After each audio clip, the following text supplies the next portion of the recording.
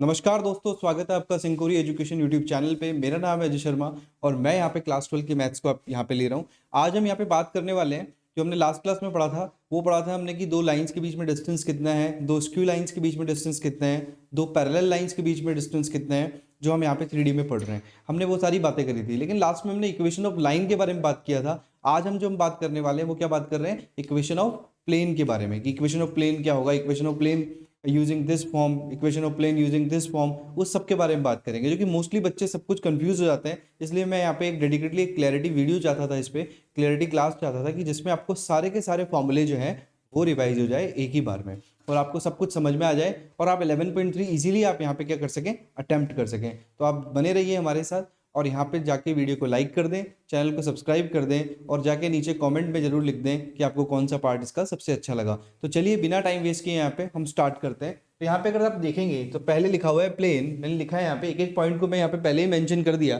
जिससे कि आपको क्लियर और हो जाए कि हम किस पॉइंट के बारे में बात कर रहे हैं। तो ये फॉर्मूले जनरली लोगों को याद होते नहीं है। यहाँ पे अगर बात करूँ मैं प्लेन की, तो प्लेन क्या है हमारा, इक्वेशन ऑफ ए प्लेन आपको पता है, हमने इक्वेशन ऑफ लाइन पढ़ा, वैसे इक्वेशन ऑफ ए प्लेन है इन 3D।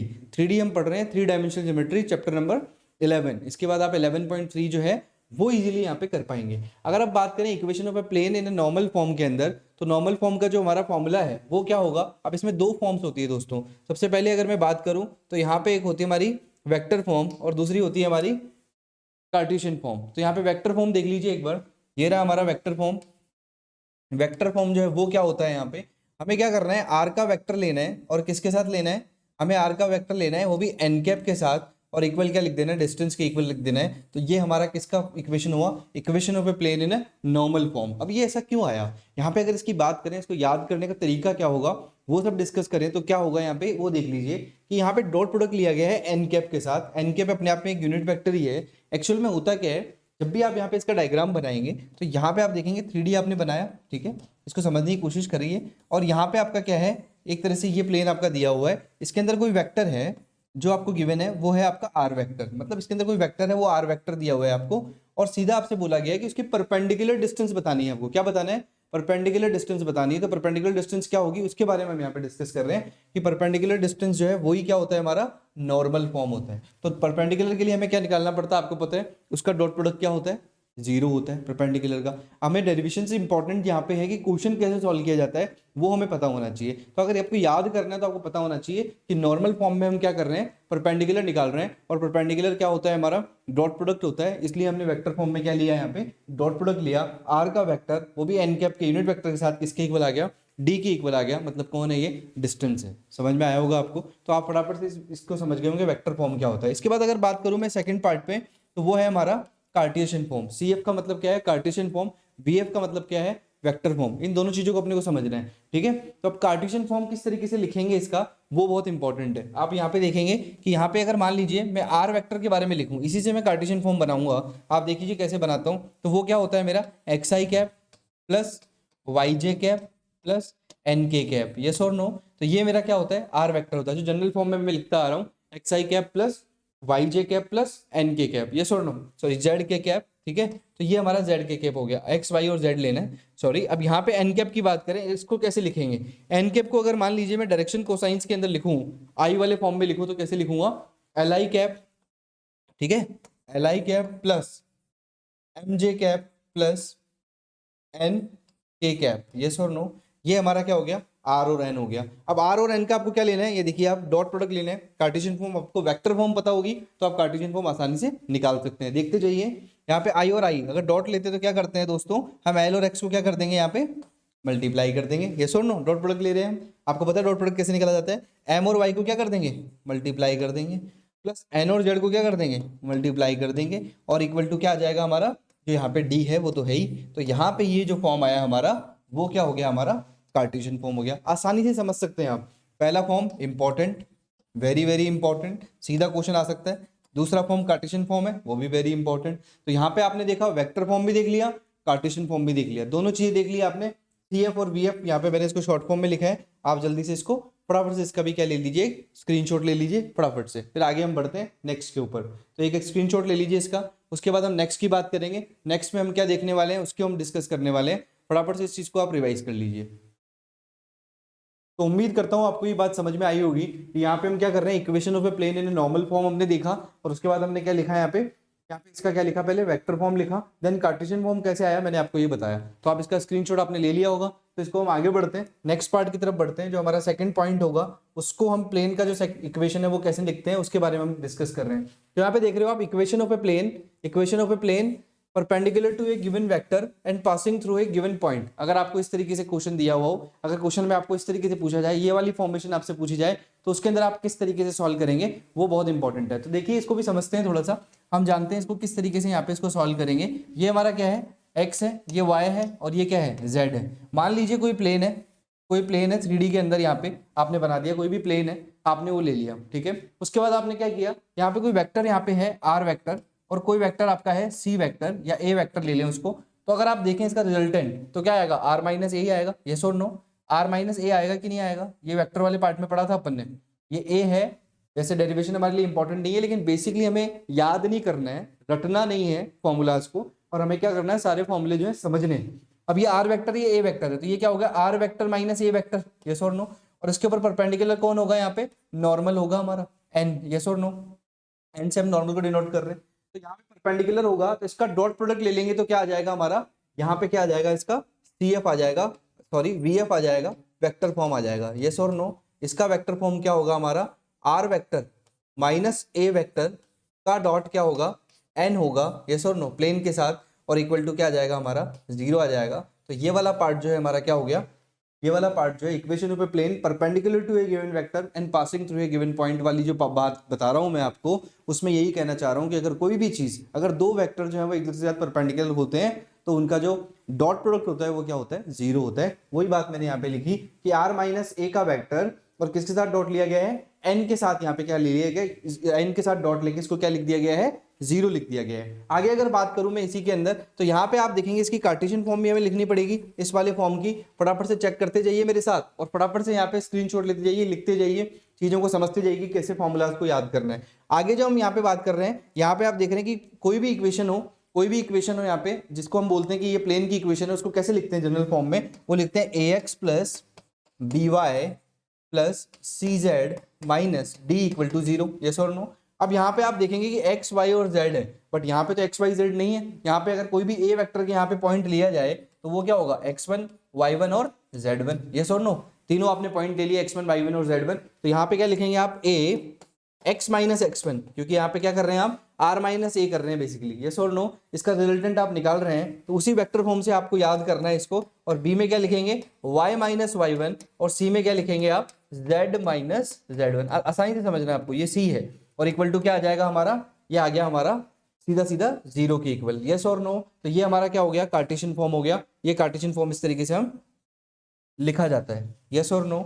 यहाँ पे आप फटाफट से इन दोनों पॉइंट्स को लिख लीजिए, जो कि बहुत इंपॉर्टेंट है। एक बार वापस से रिपीट कर देता हूँ, अगर आप r वेक्टर को माइनस करते हैं a वेक्टर के साथ, r और a वेक्टर कोई प्लेन में दिए हुए हैं दो वेक्टर, उनका जो रिजल्टेंट है वो क्या होता है मेरा, r माइनस ए। तो मैंने r माइनस ए के साथ नॉर्मल के साथ परपेंडिकुलर दिया हुआ है आपको कि equation of a plane perpendicular to a given vector, कोई वेक्टर है उसके साथ perpendicular and passing through a given point, एक पॉइंट है x1 y1 और z1। बहुत आसानी से समझ रहे हैं, कोई भी दिक्कत आपको नहीं होने वाली है। तो यहाँ पे a x minus x1 plus b y minus y1 plus c z minus z1 equal to क्या आ गया आपका, 0 आ गया। और आप इसको सीधी सीधी बोल दिया आपने कि ये क्या है, मेरी कार्टेशियन फॉर्म है और ये मेरी वेक्टर फॉर्म है। तो ये सेकंड पॉइंट था जो कि बहुत इंपॉर्टेंट है, इससे भी क्वेश्चन यहाँ पे बनता है, इसलिए मैं जो भी इंपॉर्टेंट जो सारी चीजें हैं उनको लेते जा रहा हूँ। इसके बाद आपका 11 चैप्टर में एक भी डाउट नहीं रहने वाला है, और जो नेक्स्ट क्लास होगी उसके अंदर मैं यहाँ पे क्या करने वाला हूँ, जितने भी क्वेश्चंस इन पे होते हैं, जितने भी क्वेश्चंस मैं आपसे 16 से स्टार्ट करूंगा क्वेश्चंस को, और लगभग मैं आपको 15-20 क्वेश्चंस इस पे करवाऊंगा प्रैक्टिस, जिससे कि आपको रियलाइज हो जाएगा कि कैसे यहाँ पे इसको अप्लाई किए जा रहे हैं। लेकिन उससे पहले हमें फॉर्मूलाज का नॉलेज होना बहुत इंपॉर्टेंट है कि ये आ कहाँ से रहा है और कैसे क्या हो रहा है। आप इसका भी स्क्रीनशॉट ले लीजिए। जो नेक्स्ट पार्ट है उसको मैं यहाँ पे डिस्कस करूंगा, थर्ड पॉइंट को। तो थर्ड पॉइंट को यहाँ पे डिस्कस करते हैं, इनको देखते हैं यहाँ पे। तो यहाँ पे हम देख रहे हैं कि ये फॉर्मेशन हमने देख ली, फटाफट से इसको भी चेक कर लिया, इसका स्क्रीनशॉट भी हमने ले लिया। तो यहाँ पे देखिए r माइनस ए के साथ डॉट लिया आपने, n का जो परपेंडिकुलर आपका वेक्टर था तो इक्वल टू कितना आ गया, 0। उसी फॉर्मेशन से आपने क्या बना दिया, यहाँ पे कार्टेशियन फॉर्म बना दिया। नेक्स्ट पार्ट पे देख लेते हैं, नेक्स्ट पार्ट को डिस्कस कर लेते हैं यहाँ पे। तो यहाँ पे अगर आप देखें तो यहाँ पे ये थर्ड पॉइंट जो है आपका, 2 पॉइंट आपके हो चुके हैं कंप्लीट। आप इनको जो है अच्छे से इसको रिवाइज भी कर सकते हैं, इन फॉर्मूलाज को अच्छे से अपने अंदर अब इसको जो है मेमोराइज कर सकते हैं, इसको याद कर सकते हैं अच्छे से और समझ सकते हैं कैसे आया है, रटने की आपको जरूरत नहीं पड़ेगी। ठीक है, तो यहाँ पे देखते हैं equation of a plane passing through the 3 non collinear points. अब आपको 3 नॉन कोलिनियर पॉइंट्स दिए हुए हैं, मतलब आप पॉइंट्स ले लीजिए कोई 3, x1 y1 और z1, और दिया आपको x2 y2 और z2, और तीसरा पॉइंट है आपका x3 y3 और z3। अब इसका डायग्राम अगर देखें, थोड़ा सा विजुलाइज करें इसके डायग्राम को, तो थोड़ा सा डायग्राम देख लीजिए आप। यहाँ पे आप देखेंगे कि एक प्लेन आपको दिया हुआ है, ये पूरा का पूरा प्लेन है, एग्जाम्पल ले रहा हूँ। यहाँ पे 3 पॉइंट्स है, तो पहला तो आपका r वेक्टर है, दूसरा वेक्टर कोई ले लीजिए आप a वेक्टर, तीसरा कोई वेक्टर ले लीजिए आप कोई b वेक्टर, और यहाँ पे एक और लास्ट वाला ले लीजिए आप c वेक्टर। तभी आप बता पाएंगे ना कि किस तरीके से आप निकालेंगे। तो ये वाला पॉइंट, ये वाला पॉइंट और ये वाला पॉइंट, सबके रिजल्टेंट आपको निकालने पड़ेंगे। तो ये वाला रिजल्टेंट कितना आएगा आपका, r वेक्टर माइनस a का वेक्टर, यस और नो। ये वाला रिजल्टेंट आएगा, ये वाला रिजल्टेंट कितना आएगा आपका b माइनस a, यस और नो। और ये वाला रिजल्टेंट कितना आएगा आपका b माइनस a आ गया, ये वाला रिजल्टेंट कितना आ जाएगा आपका c माइनस b वाला पार्ट आ जाएगा। तो आपके तीनों पॉइंट्स आप अच्छे से कवर कर सकते हैं, यस और नो। आप अच्छे से इन चीजों को क्लियर कर सकते हैं कि एबीसी कैसे आया। तो अब इसका कैसे लिखेंगे हम डॉट प्रोडक्ट, और इसी से परपेंडिकुलर है एक जो जा रहा है, कोई भी आप वेक्टर ले लीजिए जो परपेंडिकुलर है, n ले लीजिए, उसको आप लिख सकते हैं, यस और नो।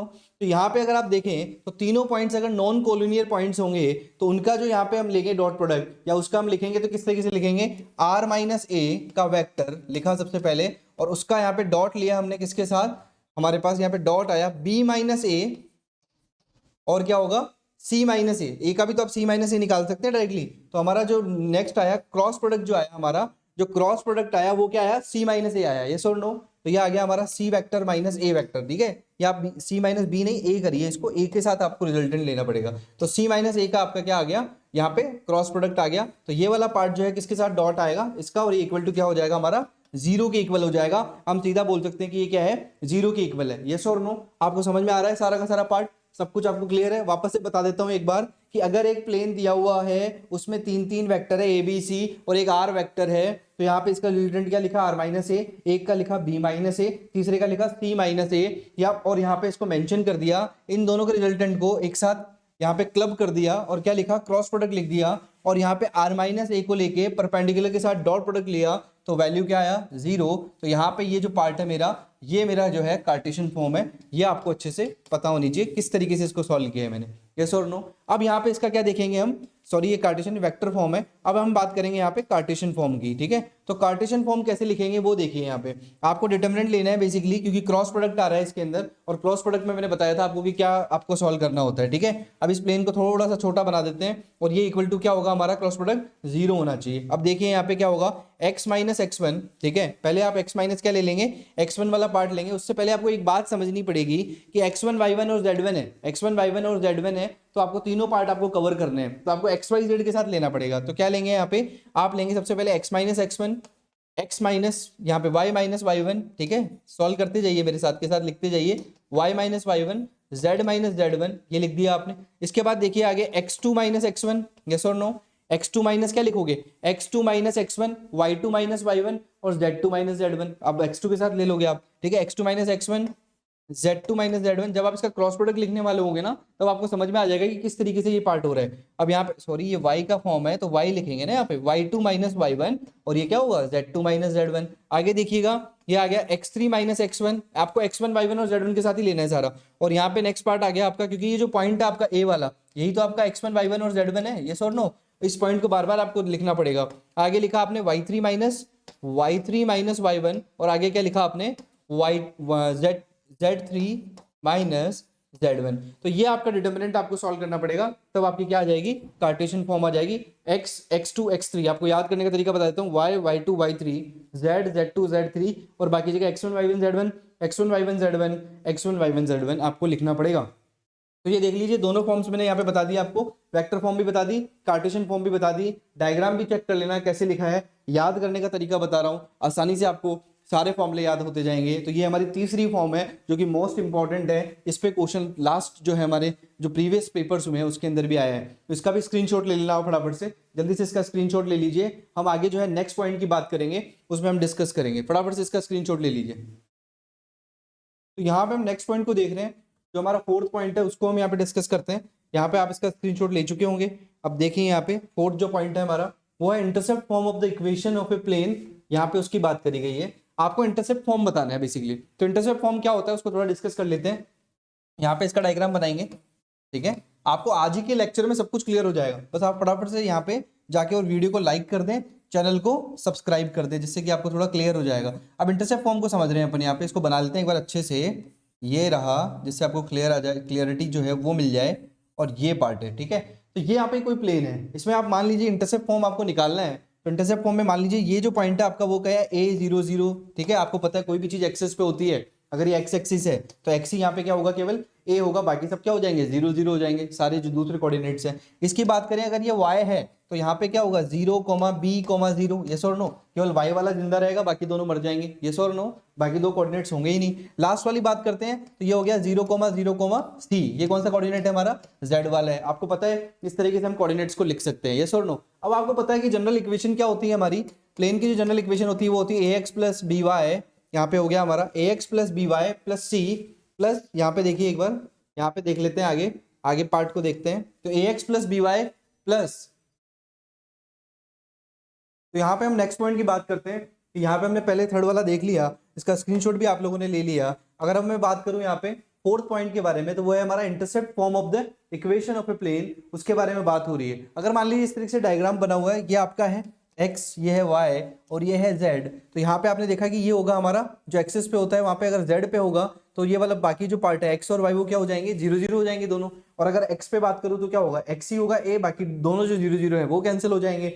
अगर बात करूँ यहाँ पे 0 b 0 की, तो y एक्सिस पे यही होगा मेरा coordinate. x y z plane की बात कर रहा हूँ मैं यहाँ पे 3D में बात हो रही है। तो इसका इंटरसेप्ट फॉर्म आपको पता है, हम किसी भी प्लेन को किस तरीके से लिखते हैं, किसी भी प्लेन को हम जब लिखते हैं तो किसी भी प्लेन को लिखने के लिए हम क्या लिखते हैं, यहाँ पे ax plus B Y, general form है ये, plus C Z minus D equal to क्या होता है, 0। इसको आप कैपिटल में भी लिख सकते हैं, माइनस डी इक्वल टू 0। अब इसको क्या करेंगे, वैल्यूज को इसके अंदर रखेंगे, तो आप देखेंगे कि पहले पॉइंट को अगर रखें तो बाकी सब क्या हो जाएंगे, 0, केवल ए ही यहाँ पे रहेगा। ए की एक्स की जगह यहाँ पे ए रखा, और यहाँ माइनस का डी आया और इक्वल टू क्या हो गया, प्लस का डी, सॉरी प्लस का डी आया तो इक्वल टू क्या हो गया हमारा, 0 हो गया। तो यहाँ पे आप ऐसे इक्वेशंस बना सकते हैं सारी। अगर दूसरी इक्वेशन की बात करूँ तो वो क्या होगी, b small b plus D equal to 0, yes और नो। ये सेकंड इक्वेशन होगी मेरी। और अगर मैं बात करूं यहाँ पे c और यहाँ पे स्मॉल c की बात करें, और प्लस d इक्वल टू क्या हो जाएगा मेरा, 0 हो जाएगा। अगर आप इसको और आगे सॉल्व करें तो इस वाले पार्ट में से क्या निकल के आएगा आपका, यहाँ पे आ जाएगा आपका माइनस डी बाई ए का वैल्यू जो है, ए का वैल्यू, और बी का वैल्यू आ जाएगा आपका minus D by B, yes और नो, और सी का वैल्यू आ जाएगा माइनस डी बाई सी। तो आप इस तरीके से कोई भी इक्वेशन को, यहाँ पे प्लेन की इक्वेशन को इस तरीके से आप सब्स्टिट्यूट करके सारी वैल्यूज को और इस तरीके से लिख सकते हैं। आप उठा के ए का वैल्यू को वापस से सब्स्टिट्यूट करेंगे तो आपका वैल्यू क्या आएगा वो देख लीजिए एक बार। आपकी जो इंटरसेप्ट फॉर्म आएगी, जो intercept form of the equation of a plane की जो बात कर रहा हूँ, वो आएगी आपकी X by A plus Y by B plus यहाँ पे क्या आ जाएगी, z by C equal to क्या आ जाएगा आपका, 1 आ जाएगा दोस्तों। तो ये जो अपनी इक्वेशन है वो क्या है, हमारी इंटरसेप्ट की इक्वेशन है, जो कि बहुत इंपॉर्टेंट है। इसमें कोई कार्टेशियन फॉर्म नहीं है, कोई यहाँ पे वेक्टर फॉर्म नहीं है, सीधा सीधा आपको इंटरसेप्ट फॉर्म दिया हुआ है और इंटरसेप्ट फॉर्म से आपको क्वेश्चन को सॉल्व करना है। तो उम्मीद करता हूँ आपको ये बात समझ में आई होगी। इसका भी आप स्क्रीनशॉट ले लीजिए और जल्दी से हम नेक्स्ट पॉइंट की तरफ बढ़ते हैं। नेक्स्ट पॉइंट की बात करते हैं। यहाँ पे जो नेक्स्ट पॉइंट है हमारा उसको डिस्कस कर लेते हैं। इसका स्क्रीनशॉट आपने ले लिया होगा। तो यहाँ पे अगर नेक्स्ट पॉइंट की बात करूं मैं, तो यहाँ पे मैंने मेंशन कर रखा है कि plane passing through the intersection of two given planes. मतलब क्या हो गया, अगर आपके दो प्लेन दिए हुए हैं, दो प्लेन के बीच में से एक चीज, आप चाहे तो बुक का एग्जांपल ले सकते हैं। अगर आप दो बुक ले रहे हैं, यहाँ पे बुक को अगर आप पकड़ के रख रहे हैं, तो यहाँ पे बुक जो ये जो पार्ट है आपका, ये क्या होगा, दोनों साइड वाली जो बुक आपने ओपन करी है उस पर क्या होगा, परपेंडिकुलर होगा। तो यहाँ पे एक तरह से क्या होगा, उसको आप एक प्लेन मान लीजिए, दूसरा प्लेन ये हो गया, और तीसरा प्लेन जो है आपका परपेंडिकुलर हो जाएगा। वही बात यहाँ पे हो रही है कि plane passing through the intersection of two given planes. मतलब मान लीजिए दो प्लेन है आपके, इस तरीके से बनाए हुए हैं, दो प्लेन है, और जो तीसरा प्लेन है आपका वो इस तरीके से आपका इसके साथ परपेंडिकुलर है। आप इसको परपेंडिकुलर समझ सकते हैं, ठीक है। तो इसकी यहाँ पे वेक्टर फॉर्म क्या होगी उसको हम यहाँ पे डिस्कस करें कि इसकी वेक्टर फॉर्म क्या होगी। तो वेक्टर फॉर्म यहाँ पे लिखने के लिए क्या लिखना पड़ेगा दोस्तों हमें, कि आर का वेक्टर, आर जो है यहाँ पे उसका वेक्टर लिखा, हमने वेक्टर फॉर्म लिख रहे हैं हम यहाँ पे। वेक्टर फॉर्म जो है वो क्या होगी, आर का जो डॉट है वो किसके साथ लिया जा रहा है दोस्तों, यहाँ पे n1 vector plus lambda n2 vector, ठीक है। और यहाँ पे क्या आ जाएगा हमारा, सीधा सीधा n1 plus lambda n2 vector equal to क्या आ जाएगा हमारा, d जो है वो आ जाएगा। तो हम यहाँ पे सीधा सीधा इसको लिख सकते हैं कि r जो हमारा वैल्यू क्या होगा, हमारा वैल्यू आ जाएगा r का vector plus dot n1 vector plus lambda n2 vector, और सीधा सीधा क्या आ जाएगा यहाँ पे 0 आ जाएगा। तो ये वाला पार्ट आप समझ गए होंगे कि परपेंडिकुलर होता है डॉट प्रोडक्ट, तो हम यहाँ पे इसको 0 लिख देंगे। इसका कार्टेशियन फॉर्म अगर देखें तो यहाँ पे कार्टेशियन फॉर्म देख लीजिए, एक बार चेक कर लीजिए इसका कार्टेशियन फॉर्म भी। तो यहाँ पे अगर आप देखें तो ये क्या है हमारा, ये वाला वेक्टर और ये वाला वेक्टर क्या है, पहले प्लेन का, फर्स्ट प्लेन का और सेकंड प्लेन का ही तो है। तो कार्टेशियन फॉर्म को कैसे लिखेंगे, a1x plus b1y plus c1z minus d1, yes और नो। और यहाँ पे क्या लिख देंगे, ये एक्चुअल में 0 के इक्वल नहीं होगा, अभी इसके बारे में डिस्कस करेंगे, पहले इसको पूरा लिख लेते हैं। और यहाँ पे क्या होगा, a2x प्लस b2y, और आगे मैं इसको यहाँ लिख रहा हूँ, यहाँ पे क्या आ गया प्लस, यहाँ पे आ गया c2z minus d2 equal to क्या आ जाएगा आपका, ये पूरा का पूरा पार्ट आपने उसके अंदर लिख दिया n1 प्लस लैम्डा n2 की फॉर्म में। तो ये पूरा पार्ट आपका इक्वल टू क्या हो जाएगा, 0 वाला पार्ट हो जाएगा। या फिर आप इसको लिख सकते हैं कि आप यहाँ पे वेक्टर फॉर्म में जो लिखेंगे d1 प्लस लैम्डा d2, तो यहाँ पे d2 को देखिए आप, इधर जाएगा तो d2 क्या हो जाएगा, माइनस का हो जाएगा, d1 इधर जाएगा तो d1 भी क्या हो जाएगा, माइनस का हो जाएगा। तो ये वाला जो फॉर्म है आपका वो तो हुआ यहाँ पे वेक्टर फॉर्म, और ये वाला जो फॉर्म है आपका वो क्या हो गया यहाँ पे कार्टेशियन फॉर्म। आप दोनों ही फॉर्म्स को चेक कर लीजिए और इसका भी क्या ले लेंगे, स्क्रीनशॉट ले लेंगे, जिससे आपको समझ में आ जाएगी बातें और सारी चीजें अच्छे से क्लियर हो जाएगी। और ये इक्वल टू क्या है यहाँ पे 0 के इक्वल है। तो ये हमारी कार्टेशियन फॉर्म होगी इस फॉर्म के लिए, और ये यहाँ पे क्या होगी, वेक्टर फॉर्म होगी। एक एक फॉर्मूला मैं आपको क्लियर करते जा रहा हूँ जिससे कि आपको क्लैरिटी आ जाए। तो जल्दी से इसका भी पूरा स्क्रीनशॉट ले लीजिए। हम नेक्स्ट पार्ट की तरफ बढ़ते हैं, नेक्स्ट फॉर्म की तरफ बढ़ते हैं दोस्तों। तो यहाँ पे नेक्स्ट फॉर्म है, यहाँ पे इसका स्क्रीनशॉट आपने ले लिया होगा। नेक्स्ट फॉर्मेशन की तरफ बढ़े हैं तो यहाँ पे आपका जो 6 पॉइंट है, क्योंकि सारे कवर हो जाएंगे, इसके बाद आप पूरे के पूरे एक्सरसाइज पूरी 3D आप अच्छे से कर सकते हैं। सारे पॉइंट्स एक एक करके कवर कर रहा हूँ, और बाद में आपको क्या करूंगा, यहाँ पे सारे क्वेश्चंस भी प्रैक्टिस करवाऊंगा, जिससे कि आपको पूरा इजीली सारी चीजें समझ में आ जाएगी। आगे बात कर रहे हैं coplanarity of A two lines. अगर मैं बात करूं कोप्लेनरिटी की, तो यहाँ पे आप देखेंगे, मान लीजिए कोई आर वेक्टर है, वो है हमारा a1 प्लस लैम्डा, यहाँ पे आप ले लीजिए कोई भी, आप ले लेंगे यहाँ पे लैम्डा a2 वेक्टर, ठीक है। और यहाँ पे एक और आर वेक्टर लिया आपने, वो ले लिया a2 वेक्टर प्लस लैम्डा, यहाँ पे ले लीजिए आप, एक काम करिएगा b2 ले लीजिए या b1 ले लीजिए, b1 vector plus lambda b2 vector, कुछ भी ले लीजिए आप, जो भी आप, मैं जो बेसिक आपको समझाने की कोशिश कर रहा हूँ वो समझिएगा। कोप्लेनरिटी का मतलब क्या होता है, कोप्लेनरिटी का मतलब होता है कोई भी लाइन जो है, कोई भी दो लाइन जो है वो एक ही प्लेन में हो तो वो क्या होंगी, कोप्लेनर होगी, तो उनको कोप्लेनर बोलेंगे अपन, ठीक है। तो कोप्लेनरिटी के अंदर हम कैसे यहाँ पे वेक्टर फॉर्म और कार्टेशियन फॉर्म को लिखते हैं उसके बारे में हम यहाँ पे डिस्कस कर रहे हैं। तो यहाँ पे इसका जो वेक्टर फॉर्म होगा दोस्तों वो क्या होगा मेरा, a2 माइनस a1, आपको बताऊंगा भी सही इसका वेक्टर फॉर्म आया कहाँ से। a2 माइनस a1 का जो वेक्टर है उसका मैं क्या ले लूंगा, डॉट ले लूंगा, किसके साथ, b2 क्रॉस b1 के साथ, या b1 क्रॉस b2 के साथ। तो यहाँ पे ये किसके इक्वल होगा, मेरा 0 के इक्वल होगा। तो ये मेरा जो क्या है, ये मेरा जो फॉर्म है वो क्या है, मेरा वेक्टर फॉर्म है इस कोप्लेनरिटी ऑफ टू लाइंस के लिए। तो ये मेरा वेक्टर फॉर्म है। अगर आपको देखें तो a1 और a2 अगर दोनों पैरेलल होंगी, दोनों पैरेलल लाइन होंगी यहाँ पे, तो दोनों पैरेलल लाइंस के साथ क्या लेना पड़ेगा आपको, b1 और b2 को क्या लेना पड़ेगा, क्रॉस। आप इसको b1 ले लें जिससे कि आपको और इजीली समझ में आएगा। तो ये आपका b1 हो गया, और आप इसको a2 ले लें जिससे कि आपको पूरी क्लियर हो जाएगी चीज। अगर लैम्डा और यहाँ पे कोई कोफिशिएंट चेंज करके मैं म्यू लिख दूं, तो अगर लैम्डा के कोफिशिएंट के साथ b1 और म्यू के साथ b2 जा रहा है, तो b1 और b2 दोनों क्या है यहाँ पे पैरेलल है, और b1 और b2 दोनों अगर पैरेलल है तो मैं क्या करूंगा, उसका क्रॉस प्रोडक्ट लूंगा। आपको पता है कि b1 और b2 पैरेलल होती है तो उसका क्रॉस प्रोडक्ट लिया जाता है। और परपेंडिकुलर किसके साथ लिया मैंने, a2 माइनस a1 के साथ परपेंडिकुलर लिया, और इक्वल टू क्या कर दिया, क्योंकि जो दो लाइन होती है हमारी, उन दोनों लाइंस के बीच में एक लाइन होती है, पोजीशन वेक्टर जो होता है वो क्या होती है, दोनों लाइंस के बीच में परपेंडिकुलर होती है। तो हमने यहाँ पे डॉट प्रोडक्ट से इसको शो कर दिया,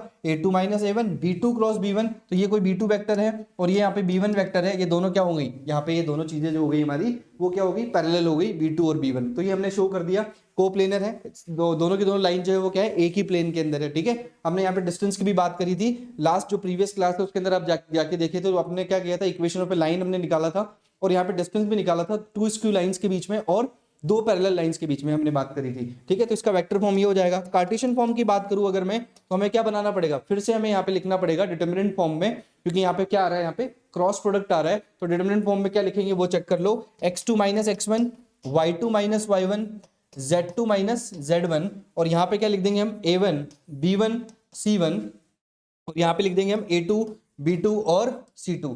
ये आपका इक्वल टू क्या हो जाएगा, 0। तो ये आपकी क्या होगी, कार्टेशियन फॉर्म हो गई, क्योंकि आपने क्या लिखा, इसका पहले आपने क्रॉस लिखा, क्रॉस लेके फिर बाद में डॉट लेंगे, तो कार्टेशियन फॉर्म आपको इस तरीके से लिखनी पड़ेगी। तो यहाँ पे दोनों चीजें आपकी वेक्टर फॉर्म और कार्टेशियन फॉर्म इजीली आपको समझ में आ गई होगी। अब हम नेक्स्ट की बात करते हैं, जो हमारा लास्ट पॉइंट बचता है 3D के अंदर, उसको भी हम यहाँ पे डिस्कस कर लेंगे कि डिस्टेंस जो है वो एक पॉइंट से डिस्टेंस क्या होती है प्लेन की, उसके बारे में हम डिस्कस करेंगे। नेक्स्ट पॉइंट की यहाँ पे बात करते हैं। तो नेक्स्ट पॉइंट देखिए यहाँ पे दोस्तों, जो आपका नेक्स्ट पॉइंट है वो यहाँ पे आप चेक कर लेंगे। लास्ट जो बात है यहाँ पे, इसका स्क्रीनशॉट आपने ले लिया होगा कि distance of a point from a plane. अगर मैं यहाँ पे इसका डायग्राम की बात करूं तो कोई भी प्लेन यहाँ पे है आपको दिया हुआ, कोई भी दो प्लेन ले लीजिए, एक प्लेन ले लीजिए, उसका डिस्टेंस किसी पॉइंट से आप निकाल रहे हैं, उसका डिस्टेंस किसी पॉइंट से आप निकाल रहे हैं, दोनों पॉइंट जो है उससे आप उसका डिस्टेंस निकाल रहे हैं, तो क्या होगा, उस पॉइंट को आप परपेंडिकुलर ले सकते हैं, यस और नो?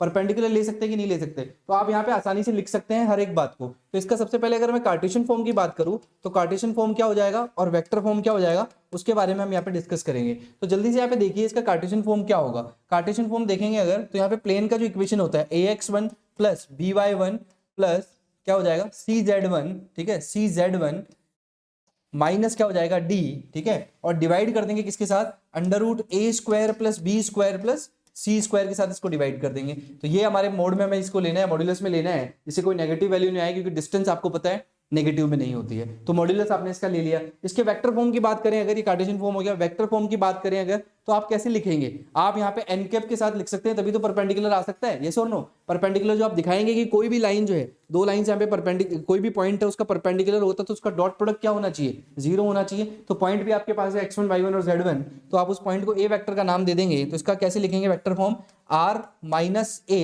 ठीक है, इस परपेंडिकुलर से आप लिखते जा रहे हैं, ठीक है ना, r माइनस ए, आप इसको मोड में ना लें, इसको r माइनस ए ब्रैकेट में, और डॉट ले लें किसके साथ, एन कैप के साथ, जो कि डायरेक्शन बता देगा आपको, और ये क्या हो जाएगा हमारा 0 के इक्वल हो जाएगा। तो यहाँ पे सिंपली ये क्या हो गया, r minus A dot N vector equal to 0 हमारा क्या आ गया, यहाँ पे इसका वेक्टर फॉर्म आ गया। सिंपली हम इसको ऐसे लिख सकते हैं, यस और नो? आप इसको एक्सपेंड भी कर सकते हैं, लेकिन आप जनरल फॉर्म में लिखना चाहेंगे तो एन कैप आ जाएगा। इसका बेसिकली जो ज्यादा वेक्टर फॉर्म नहीं पूछा जाता है, इसका कार्टेशियन फॉर्म पूछा जाता है, और यही आपका सिलेबस में है। तो आज के लिए बस सिर्फ मैं इतना ही बताना चाहूंगा आपको कि एंगल जो है आपके वो सारे कट चुके हैं, तो एंगल को मैंने कवर नहीं किया, जो रिड्यूस हो गया सिलेबस। अगर ये फॉर्मूले अगर आपने अच्छे से लर्न कर लिए, अच्छे से समझ लिया सब कुछ, तो आप आसानी से पूरी की पूरी 3D के हर एक क्वेश्चन को, आप कार्टेशियन फॉर्म पूछ लिया जाए या वेक्टर फॉर्म पूछ लिया जाए, आप आसानी से उसको कर सकते हैं। तो मिलते हैं दोस्तों ऐसे ही किसी नई क्लास के अंदर, और बात करेंगे 3D के कुछ क्वेश्चंस की। तो मिलते हैं दोस्तों नेक्स्ट क्लास में। Next class will be on the same channel, same place, on the same time. Till then, signing of.